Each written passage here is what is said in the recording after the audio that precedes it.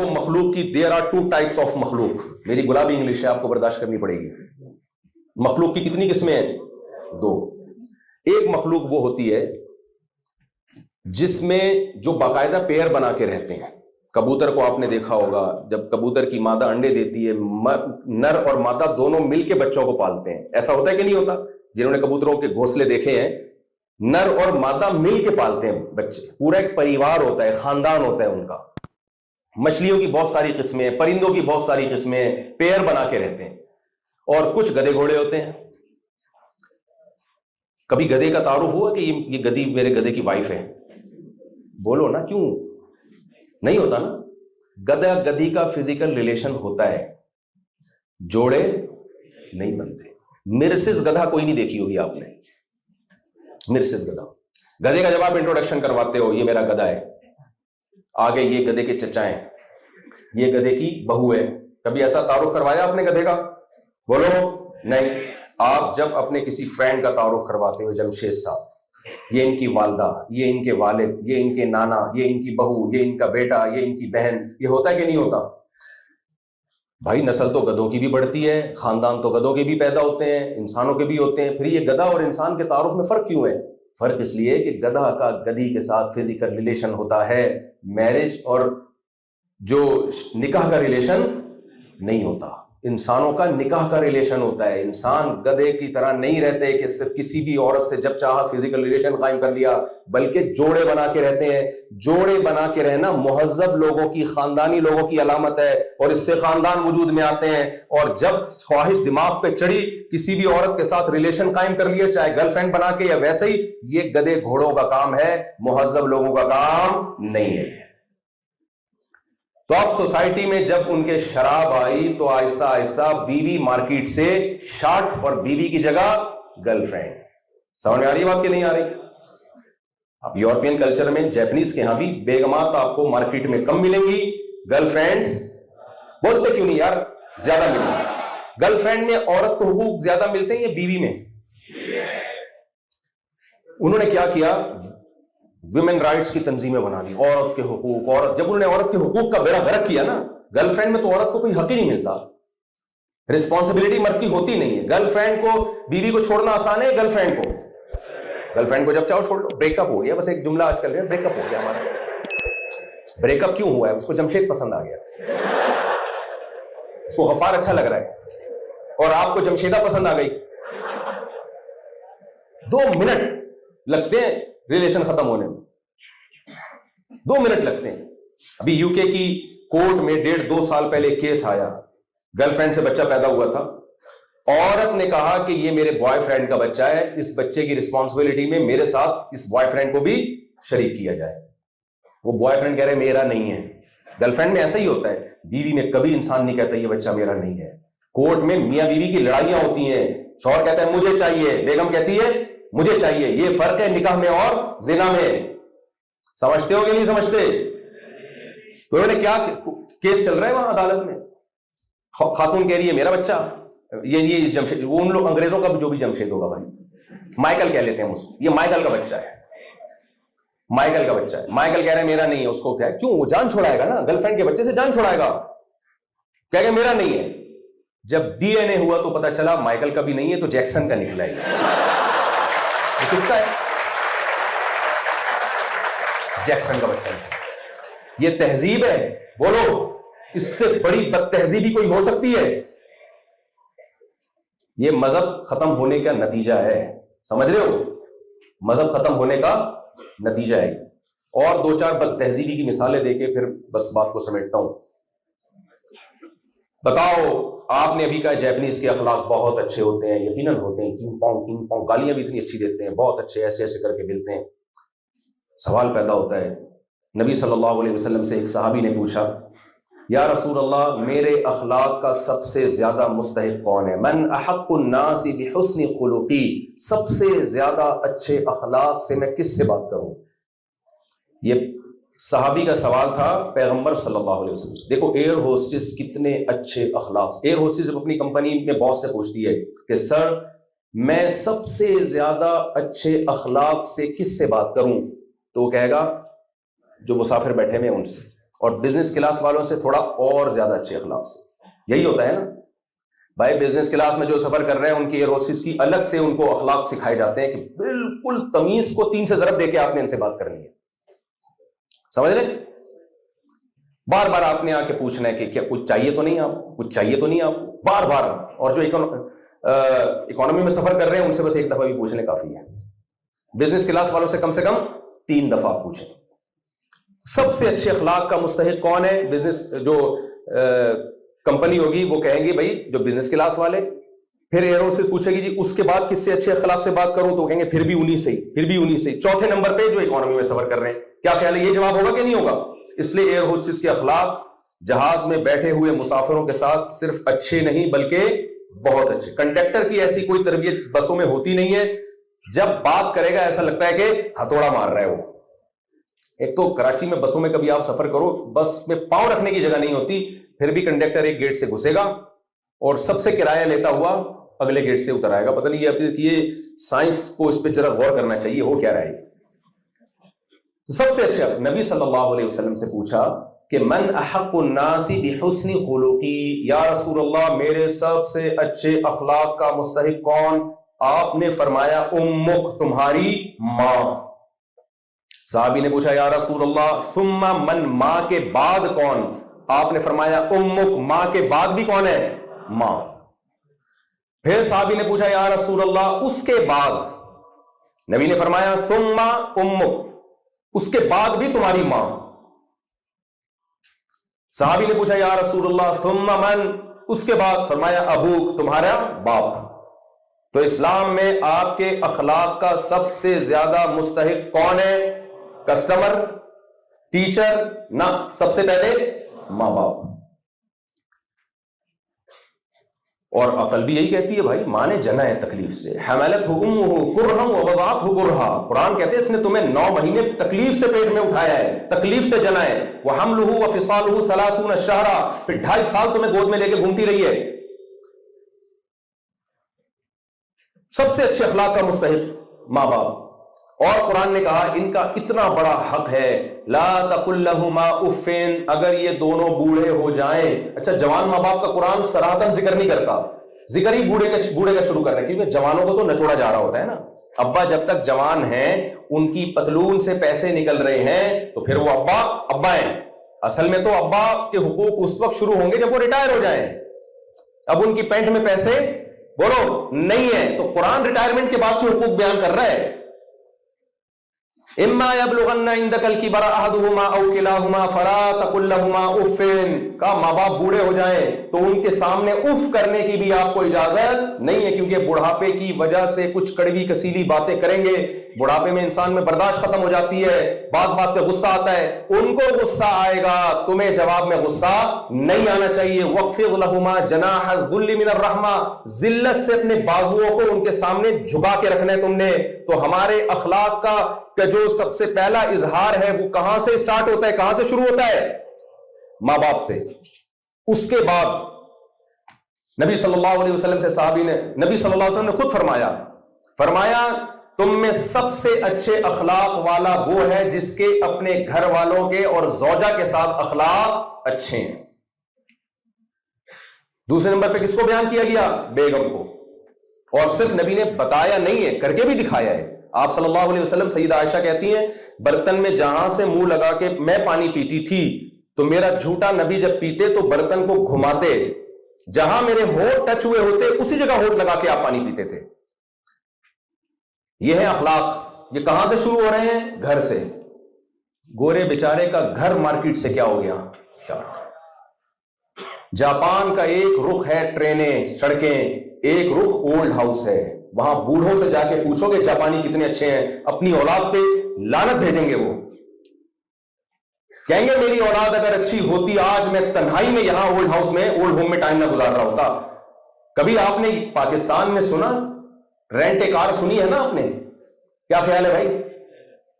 booking.com بھی سنا ہے, گھر بھی کرائے پہ ملتے ہیں, گاڑیاں بھی کرائے پہ ملتی ہیں, اور شامیانے اور تمبو بھی کرائے پہ ملتے ہیں, دیگیں بھی کرائے پہ ملتی ہیں. کبھی آپ نے سنا تنہائی دور کرنے کے لیے بندہ کرائے پہ؟ کبھی سنا آپ نے؟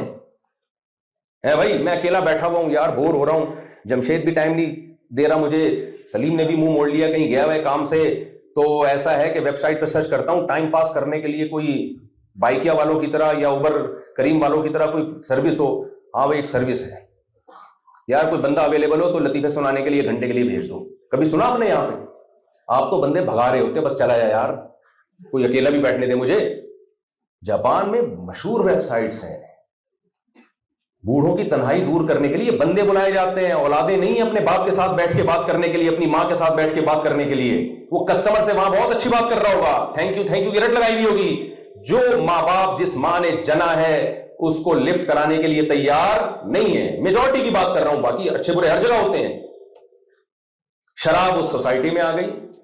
انسانیت میں سب سے پہلے ماں اور باپ تھے, ان کا رشتہ ختم. 18 سال کے بعد ٹاٹا کر کے گئے.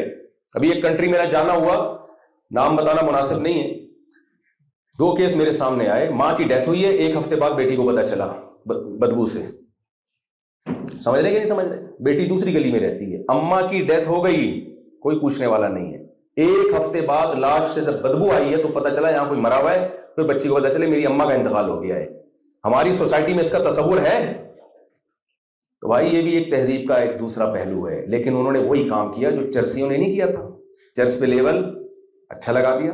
تو انہوں نے جب یہ اخلاقی برائیاں ان میں آنا, زنا پھیل گیا سوسائٹی میں, اتنا پھیل گیا کہ شادی بیاہ کا سسٹم, کیونکہ بیوی بنانے میں بہت سارے رائٹس ہیں, تو پھر انہوں نے کیا کیا, ان کی حکومتیں پریشان ہوئی کہ تو فیملی سسٹم تباہ ہو رہا ہے, ابا چاچا ماموں خالہ پھوپھی سب مارکیٹ سے شارٹ ہو جائیں گے. کیا خیال ہے بھائی, ابا ہی شارٹ ہو جائیں گے؟ دیکھو ہمارے یہاں جب کسی سے خیریت پوچھتے ہیں, ہم پوچھتے ہیں آپ کے والد صاحب خیریت سے ہیں؟ آپ کہتے ہیں ہاں بھی خیریت سے. انگریزوں میں ایسا نہیں ہے. ایک سوال آپ بیچ میں اسکپ کر گئے. پہلے آپ پوچھیں آپ کے ابا ہیں, وہ کہے گا ہاں ہیں, پھر آپ پوچھیں خیریت سے ہیں. یہ تہذیب ہے؟ بتاؤ, یہ تہذیب ہے؟ یہ بھی تو ایک رخ ہے. میں ان کی خوبیوں کا منکر نہیں ہوں, جو خوبیاں ہیں اس کو اچھائیاں ہی کہا جائے گا. اس لیے ایک بات یاد رکھو, جو ان لوگوں کی جوانی دیکھ کے متاثر ہوتا ہے بہت دھوکے میں, ان کا بڑھاپا جا کے دیکھا کرو. بڑھاپا, سوسائٹی کا بڑھاپا دیکھو. میں نے دیکھا ہے 80 سال کی بوڑھیاں ہائیکنگ کے لیے پہاڑوں پہ چڑھ رہی ہیں, شاپنگ کے لیے سٹورز میں جا رہی ہیں, کوئی ساتھ دینے والا بیٹا پوتا بہو کوئی بھی نہیں ہے. تنہائی تنہائی تنہائی. اور اس تنہائی کو دور کرنے کے لیے ان کے پاس آلٹرنیٹ صرف ایک مخلوق ہے, جسے کیا کہا جاتا ہے؟ کتا. صرف ایک کتا ہے جو ان کی تنہائی دور کرتا ہے. سمجھ رہے ہو؟ کتا ان کی زندگی سے نکال دو تو مر جائیں خودکشیاں کر کے. اور کتوں سے اتنی محبت اس لیے کہ انسان مارکیٹ سے شارٹ ہو گئے. تو انہوں نے اور بہت ساری اخلاقی برائیاں, صرف یہ نہیں ہے. سود پوری دنیا میں پھیلا دیا. سود کا نتیجہ کیا ہے؟ غریبوں کی جیب سے پیسہ سمٹتے سمٹتے چند ارب پتی لوگوں کے ہاتھ میں جا رہا ہے. اتنی بڑی بد تہذیبی. میں تبھی کہتا ہوں کہ وہ قومیں چپل چوری نہیں کرتی, چپل چوری کرنے سے بدنام ہوتا ہے.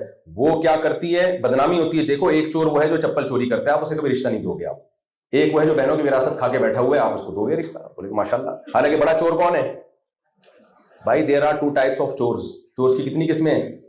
2 قسمیں. ایک قسم وہ ہے جو مسجد سے چپل چوراتا ہے, یہ چھوٹا چور ہے, یہ کبھی بدنام نہیں ہوگا. ایک چور وہ ہے جو وراثت کھا کے بیٹھا ہوا ہے, جس نے کرپشن کر کے اربوں, کسٹم میں بہت بڑا آفیسر تھا, اربوں خربوں روپے کی جائیدادیں بنا لی, اس کی کوئی بدنامی نہیں ہوتی. بلکہ کہیں پیغام بھیجے گا, لوگ کہیں گے بھائی سبحان اللہ, آپ جیسے شریف لوگ ہمیں چاہیے. حالانکہ بد تہذیب یہ دوسرا زیادہ بد تہذیب ہے, پہلا کم بد تہذیب ہے. اس لیے میرے بھائی یہ کرائیٹیریا میں نے اور آپ نے متعین نہیں کرنا اچھائی اور برائی کا, یہ مذہب متعین کرتا ہے. مذہب کہتا ہے چھوٹے چور وہ نہیں ہوتے جو بدنام ہوتے ہیں, چھوٹے چور وہ ہوتے ہیں جو بڑی چوری کرتے ہیں, چاہے بدنام ہو یا نہ ہو. تو اب انہوں نے کیا کیا اس سوسائٹی میں, جب انہوں نے دیکھا کہ اتنی ساری اخلاقی برائیاں مذہب سے بغاوت کے نتیجے میں ہماری سوسائٹی میں آ رہی ہیں, ماں باپ اولڈ ہاؤس میں جا رہے ہیں, نکاح کا رواج ختم ہو گیا, تو انہوں نے شادی بیاہ کو کامیاب بنانے کے لیے ڈیورس کے بارے میں بڑے سخت احکامات بنانے شروع کر دیے. وہ کہتے ہیں یار ہمارے تو نکاح ہی نہیں ہو رہے ہیں, تو اب جو ہو رہے ہیں ان کو تو بچاؤ نا. اچھا وہاں شادیاں نہیں ہوتی تھیں, ہوتی ہیں تو ڈیورس بہت زیادہ. اب جب ڈیورس بہت زیادہ ہوئی تو انہوں نے قانون بنایا کہ بھائی میاں بیوی میں شوہر نے اگر بیوی کو ڈیورس دیا تو آدھی پراپرٹی بیگم کو دینی پڑے گی اس کو, تاکہ ڈیورس ریشو سوسائٹی میں کم ہو. وہ فیملی سسٹم بتانا چاہتے ہیں. بچانے کی کوشش میں ڈیورس کے لیے قانون کیا بنایا کہ اگر جمشید نے جمشیدہ کو طلاق دی تو آدھی پراپرٹی جمشید کس کو دے گا؟ جمشیدہ. اس سے ڈیورس ریشو کم نہیں ہوا. کیوں کم نہیں ہوا؟ اس لیے کہ وہ پیپر پہ نہیں ڈیورس دے رہا, ویسے چھوڑ کے چلا گیا. وہ نہیں آئی سمجھ میں بات؟ پھر بیگم کہتی ہے جب جمشید میرے پاس آتا ہی نہیں ہے تو میں بھی کیوں جمشید کے انتظار میں بیٹھی رہوں, غفار بہتر نہیں ہے اس سے؟ پھر کیا خیال ہے؟ کوئی حال نہیں رہا سوسائٹی کا, برباد. جب یہ کسی سوسائٹی کا حال ہو تو آپ مجھے بتائیں اس سے ڈپریشن کم ہوگی یا بڑھے گی؟ تو آپ کو بتائیں ہمارے ہاں نزلہ کھانسی کا کوئی ڈاکٹر ہونا کروڑ پتی بن جاتا ہے, کیونکہ ہر دوسرا پیشنٹ نزلہ کھانسی کا. ان ملکوں میں نزلے کھانسی کے ڈاکٹر نہیں ہوتے, ان میں اسٹریس اور ڈپریشن کے جو ڈاکٹر ہوتے ہیں, سائیکیٹرسٹ, سائیکولوجسٹ, ان کا منجن جتنا بکتا ہے اتنا کسی اور کا نہیں بکتا. میں حیران ہوا سوئٹزرلینڈ میں جا کے, میں نے کہا یہاں تو ڈپریشن کی کوئی چیز ہی نہیں ہے, اسٹریس ہے ہی نہیں. خودکشی کا ریشو سب سے زیادہ سوئٹزرلینڈ. ابے تم کیوں لٹک رہے ہو؟ تمہارے تو گٹروں کے ڈھکن ہی نظر نہیں آ رہے ہمیں. کراچی میں کوئی لٹکے تو سمجھ میں آتا ہے, گٹروں کے ڈھکن نہیں ہے, بجلی کے کھمبوں میں کرنٹ پکڑ پکڑ کے لوگوں کو بلا رہے, آ جاؤ گلے لگو میرے, آؤ مجھ سے ملو. اور جو ہے وہ ٹرک کچل کچل کے جا رہے ہیں, جو زندہ بچ جاتا ہے ٹارگٹ کلنگ میں مارا جاتا ہے, ڈاکو اس کو مار دیتے ہیں. جو ہم پانی پی رہے ہیں وہ جراثیم والا پانی پی رہے ہیں. ہمیں مرنا چاہیے بھائی, بجلی نہیں ہے, گیس نہیں ہے. آج کل سردیاں کراچی میں گیس شارٹ ہو گئی, چولہا بولو گیس ہی نہیں آ رہی ہوتی. تو ہمیں مرنا چاہیے, ہم تو نہیں. اور ہماری ٹینشن ہے سالے, میں نے بتایا نا, ایک سالہ خودکشی کے لیے کافی ہے یا نہیں ہے؟ بتاؤ. ایک سالہ اتنی ٹینشن دیتا ہے اس کو, تبھی تو سالہ کہتے ہیں. تو میں حیران کہ کمبختو تم کیوں مر رہے ہو, تم کیوں خودکشیاں کر رہے ہو؟ اتنی خودکشیاں ہو رہی ہیں اور یہ میڈیا پہ نہیں آتی ہیں. وہ اپنی سوسائٹی کا منفی پہلو نہیں دکھاتی. ہم نالائق ہیں, اپنے ملک کی ہر منفی چیز کو پھیلاتے ہیں اور پوزیٹو چیز کو چھپا دیتے ہیں. ہم لوگ نالائق ہیں, وہ نہیں ہے, وہ یہ کام نہیں کرتے. امریکہ میں گیا, وہاں سفیر ملے, انہوں نے مجھے کہا کہ مفتی صاحب خدا کے لیے پاکستانیوں کو بولو, انگریزوں کے سامنے اپنے آپ کو ذلیل مت کرو, یہ بیانات میں آپ بولو. میں نے کہا کیوں؟ کہتے ہیں یہ ان کے سامنے بیٹھ کے اپنے ملکوں کی برائی کرتے ہیں, اس سے انگریز خوش نہیں ہوتا. انگریز کہتا ہے بڑے بے وفا لوگ ہیں, بڑے بے وفا, کہ اپنے ملک سے محبت نہیں کرتے. اپنے گھر کی باتیں میرے بھائی اپنے گھر میں رکھو, آپس میں ایک دوسرے کو بولو فلاں ایسا فلاں ایسا فلاں ایسا. باہر جا کے بولو ہم بہت اچھے ہیں, ہم کیا ہیں, وہ اپنی خوبیاں. میں نہیں کہہ رہا ہمارے اندر خامیاں نہیں ہیں, لیکن اپنی خوبیوں کو ہائی لائٹ کیا کرو میڈیا پہ بھی. تو خیر, تو اب کیا ہوا اس سوسائٹی میں, جب فطرت سے بغاوت ہوگی, کس قدر بغاوت ہوئی ہے, ہی اور شی کا فرق ختم کر رہے ہیں. اس سے زیادہ کوئی ڈپریشن کی کوئی مثال مل سکتی ہے؟ بندہ کہہ رہا ہے میں ہی ہوں لیکن میں شی ہوں. بھائی کیا ہو گیا, تو پاگل کے بچے, تو داڑھی دیکھ اپنی, آواز دیکھ اپنی, تجھ میں ہی شی والی کوئی علامت نہیں ہے. نہیں ہے, لیکن مجھے فیلنگ کیا ہو رہی ہے,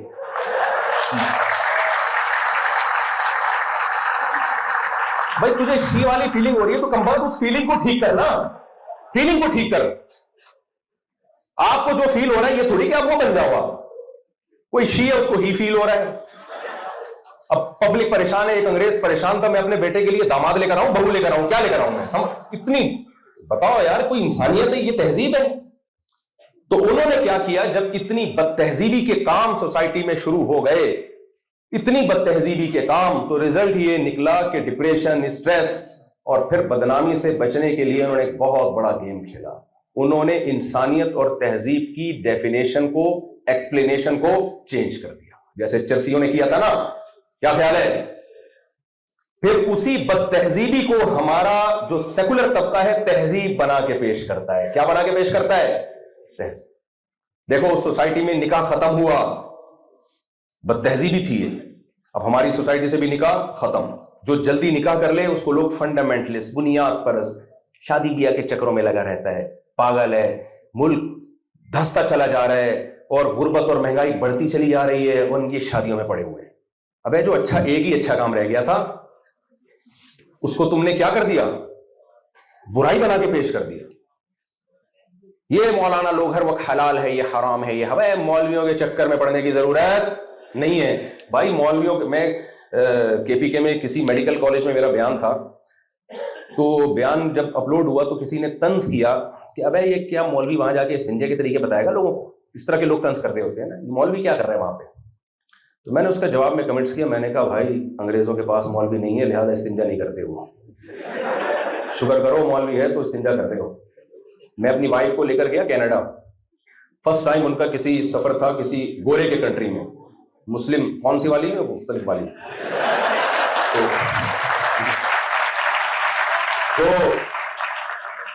تو تو ویسے تو اسلامی ملکوں میں تو ہو چکا تھا، گورے کے کنٹری میں فرسٹ ٹائم ہوا. تو کینیڈا میں جب ہم ہوٹل میں ٹھہرے تو واش روم میں پانی نہیں.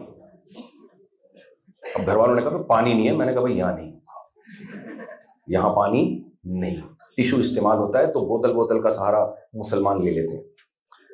ان کو سمجھ میں وہ گھر والوں نے سمجھے سے میں مذاق کر رہا ہوں نا کہ بھائی شاور تو ہونا چاہیے. میں نے کہا بھائی میں مذاق نہیں کر رہا. وہ کہیں نہیں مذاق کر رہا. گھر والے سمجھے کہ میں مذاق کر رہا ہوں. بہت دفعہ پھر میں نے قسم اٹھائی، مجھے ایسے یاد پڑتا ہے، میں نے کہا بھائی نہیں ہوتا پانی. یہ کیسے ممکن ہے؟ میں نے کہا نہیں ہوتا.